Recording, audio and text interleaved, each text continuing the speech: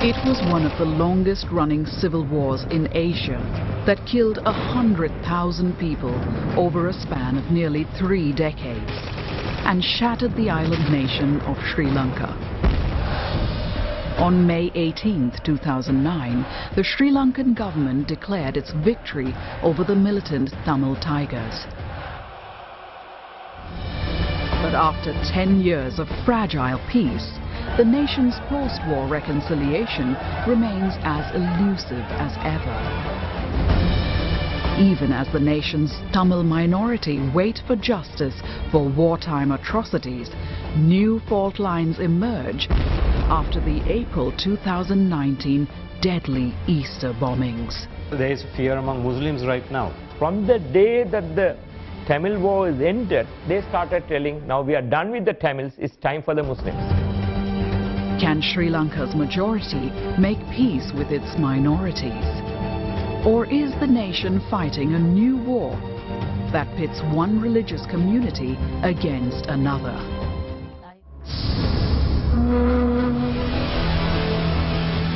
For 26 long years, Asia's oldest democracy was paralyzed by a savage civil war between government forces and militant Tamil Tigers.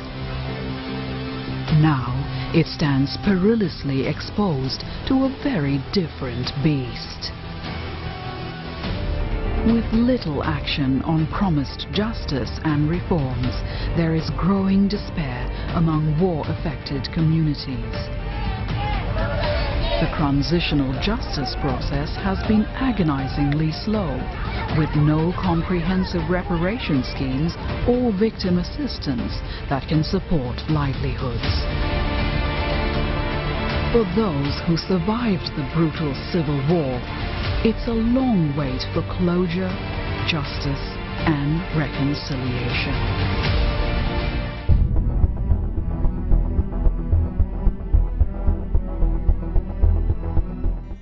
Millions of women across rural India suffer from breast cancer, fibrocystic breast disease, and complications during pregnancy. Most of these cases are linked to an iodine deficiency. Supplements in the form of pills are available, but affordability is an issue. So, how do you make them get the required dosage of iodine? Almost every Indian woman wears a bindi, a traditional symbol of beauty. But what if these tiny little dots could do more? What if they could save lives? Introducing the life-saving dot, Jeevan Bindi. An idea that transformed bindis into iodine patches. Every woman requires between 150 to 220 micrograms of iodine daily. During the course of the day, these bindis dispensed that amount to the wearer.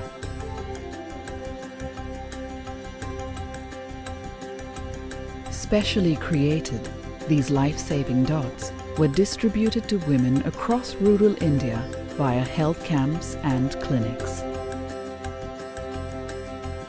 In a nation of 500 million women, these tiny little dots were no longer just a symbol of beauty. They now spelt the difference between life and death.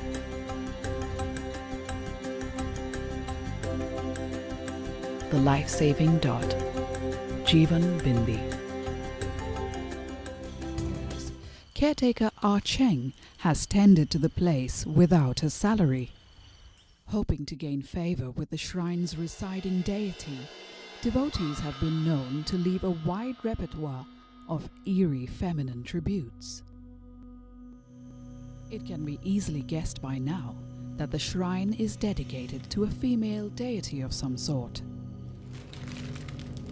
However, what is surprising is that the residing deity is not of Chinese, Malay, or even Indian origin, but a tall, young, beautiful German girl.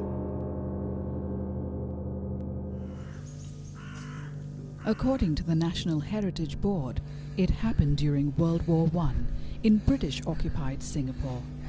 The girl was escaping from the British soldiers who had captured her family, and she presumably slipped and fell to her unfortunate death. Her remains, which were stored in an antique porcelain urn, have since been stolen, which now makes her nameless, speechless, and formless, but definitely not less potent. Over a century-old shrine faces being uprooted in the near future due to urban redevelopment and decreasing number of residents living on the island.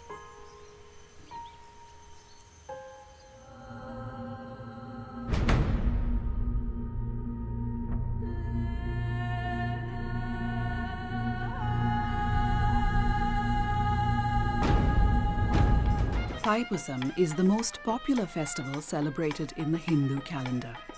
The festival commemorates the occasion when goddess Parvati gave Lord Murugan a veil spear so he could vanquish the evil demon Surapadman. It's a cultural festival mainly celebrated by Hindus. However, there is one man who takes part in this festival who is a believer of many religions.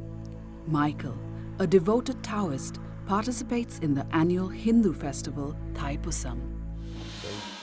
It is only through the help of the Taoist gods that Michael is able to treat his believers. Without the child god, also known as Tsaitsai, appearing to him, he wouldn't be able to do what he is doing today. As Thaipusam draws closer, Michael and his fellow group of devotees are building the most important part of his preparation, his Kawadi. Kawadis are structures made of metal, which shows the physical representation of the burdens that devotees carry.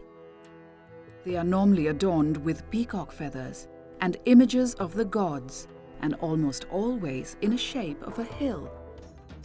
It's the eve of Thaipusam. Michael and his devotees arrive at his temple, getting ready for the procession.